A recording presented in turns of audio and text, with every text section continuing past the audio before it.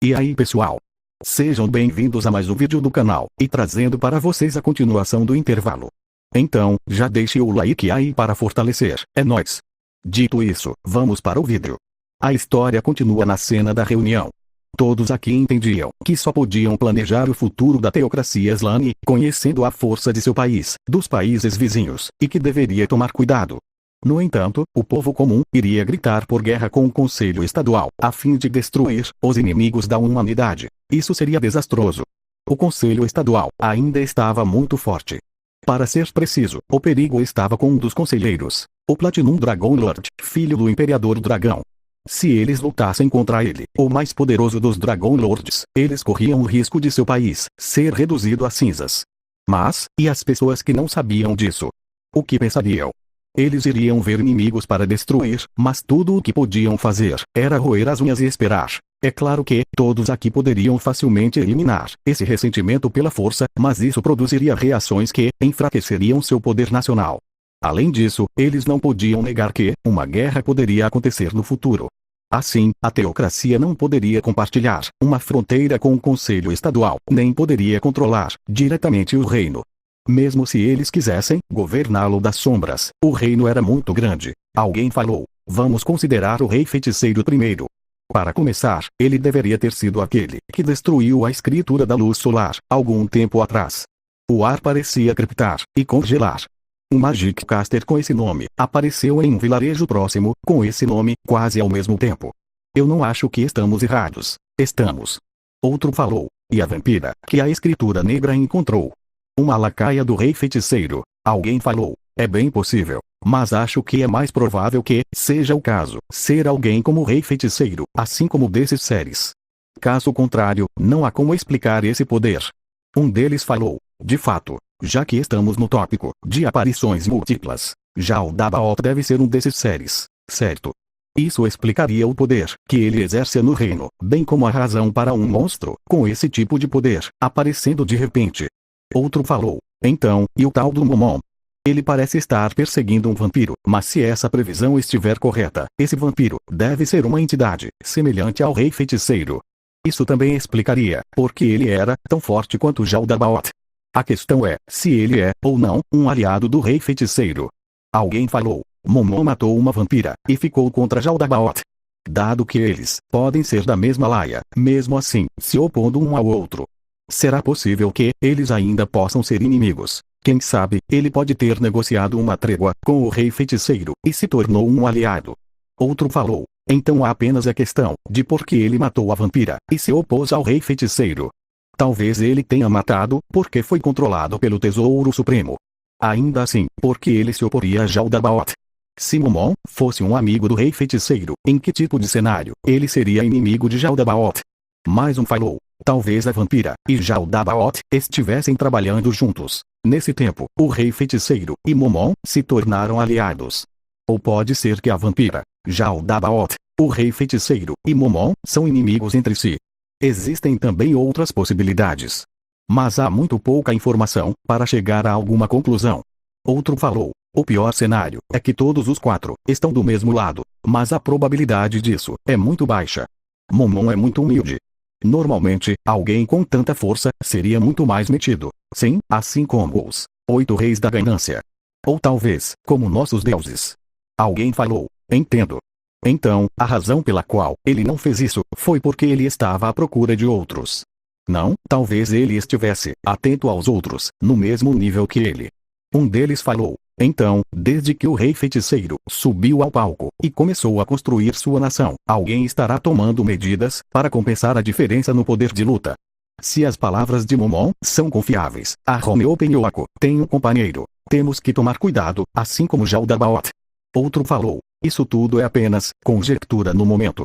Nós só precisamos pensar em fazer contato com o Rei Feiticeiro ou Momon. Mais um falou: é muito arriscado. É muito arriscado. Em vez disso, deveríamos ir ao Império e obter informações das pessoas de lá, e depois, fazer contato com o Imperador. Alguém falou: isso seria bom, contanto que o Imperador não abanasse o rabo para o Rei Feiticeiro, é claro. Um deles falou: é uma aposta, e como tal, existem riscos. Se não fizermos nada, além de nos escondermos em um canto, acabaremos tendo que lidar com os outros. Outro falou: ainda assim, quando você diz uma aposta, o que seria apostado? Se errarmos, será um casus belli para nos atacar, não? Devemos tentar entender a posição do imperador sobre o assunto, antes de fazer contato. Quando todos concordaram com essa proposta, alguém fez uma pergunta razoável. Ainda assim, não houve revoltas em Irrantel, aquela cidade governada pelos Undeads. Todos eles foram mortos. Ou há um reinado perfeito de terror no lugar? Depois de ouvir essa pergunta, dificilmente alguém poderia acreditar na resposta de Raymond. Raymond falou: de acordo com nossos relatórios, parece ser um governo pacífico. Rara. Este som não se encaixava nessas pessoas, mas não puderam evitar. Alguém falou: na minha idade, acabo ouvindo coisas que não existem, mas parece que minha condição piorou de repente. Raymond, você realmente disse pacífico? Outro falou: parece que o sol vai nascer do norte amanhã. Um deles falou: tudo bem, chega de piadas. Se Raymond está dizendo a verdade, isso seria uma visão verdadeiramente inimaginável. Nosso informante é um louco, ou um piadista. Raymond falou: o relatório afirma que os Dead Knights são usados como guardas da cidade, Elderlights como funcionários públicos, enquanto os Solo Eaters são usados para puxar vagões de carga. Todos os queixos caíram diante de Raymond. Maximilian falou: não, espere um minuto. O quê? Poderia repetir? Em face de Maximilian e seus óculos caídos, Raymond não mudou suas palavras, enquanto se repetia. Rara. Mais uma vez, aquele mesmo som inadequado escapou deles. Cada um deles era um tipo de Undead com poder de cair o queixo.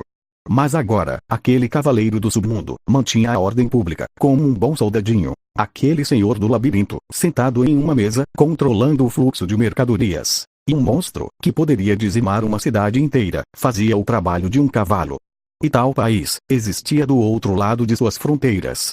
Alguém falou: mas que droga é essa? De qual poço do inferno isso veio? Undeads passeavam pelas ruas e administravam a cidade. Tudo que eles podiam imaginar era que todos os humanos estavam mortos. Raymond falou: não. Os antigos moradores de Irrantel, os cidadãos atuais do Reino Feiticeiro, estão vivendo vidas comuns lá. Houve alguma confusão no começo, mas é pacífica agora. Um deles falou: parece que todos nós temos subestimado o Reino Feiticeiro todo esse tempo. Alguém falou: o quão fortes são os espíritos deles. Imaginar o ato de caminhar ao lado de uma criatura Undead que odiava os vivos, fez com que todos os presentes tremessem de medo. Isso seria como viver ao lado de um monstro faminto. Seria normal que uma pessoa normal tivesse medo. Raymond falou: eles provavelmente estão aguentando isso porque confiam no grande guerreiro, o aventureiro heróico, Momon, o negro. Raymond disse o relato do que aconteceu no primeiro dia do reinado do rei feiticeiro sobre Irrantel. Todos ouviram atentamente. Alguém falou: como eu pensava. É impossível Momon ter sido amigo de antemão do rei feiticeiro. Outro falou: não é mais uma prova de que Momon e o rei feiticeiro estão em conluio. Eles apareceram praticamente na mesma hora, certo? Todos seguraram suas cabeças em contemplação. Eles sentiram que a chance disso não era insignificante, mas, honestamente, não havia como saber.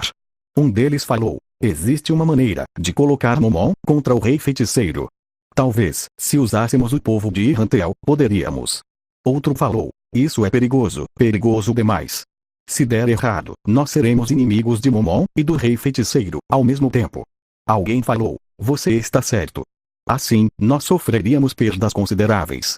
Embora os mortos tenham sido ressuscitados, a escritura negra ainda será curta em mão de obra. Enquanto a escritura da luz solar está efetivamente dissolvida, a coroa foi roubada, a princesa Miko e Kairi estão mortas.